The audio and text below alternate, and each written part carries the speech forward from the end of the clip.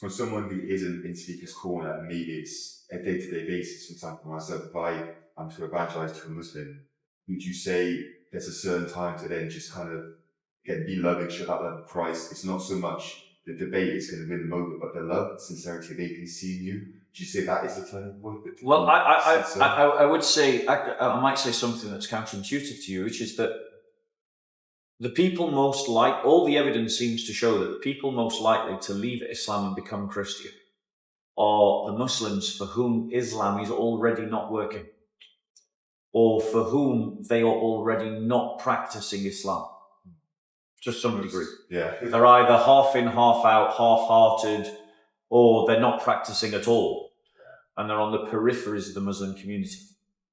Those are the ones that all the evidence shows are the most likely to become Christian, because they're already on the edge of the Muslim community. That Muslim that you meet that wants to engage in 6-hour-long debates and, he's fully committed to his religion, he's highly unlikely to become Christian. Doesn't mean impossible. It does happen, but it's not. The evidence seems to show that then it's not as common as people for whom Islam already is dysfunctional.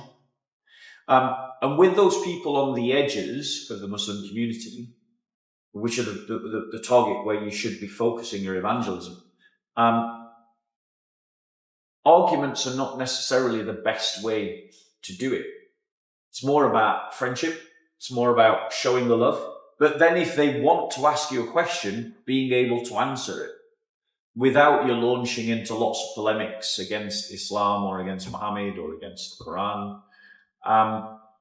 Because if you do that, what you might do is propel them into their faith. You might move them in the other direction. Yeah, so what you want to be doing is you want to be living the kind of life that makes them ask questions about your Christianity and then be prepared to answer those questions and then inviting them increasingly to move in Christian circles and get them to imagine what it is to be a Christian and that they could live that life as well. And you can do that through introducing them to other people, other Muslims that become Christians, and introducing them to testimonies of Muslims that have become Christians. And answering their questions to a satisfactory level. But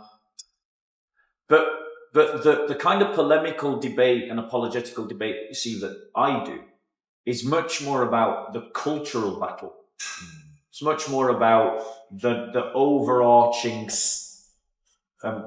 background noise into which we all live to suggest which one is the true faith. If Christians are seen to be winning the public debate, Christianity will seem to be true to more people. If Islam is seen to be winning the public debate, Islam will seem to be true to more people. And so polemical and apologetical conversation have a cultural importance that frame a lot of our individual conversations, that make the individual conversation either harder or easier for the Christian.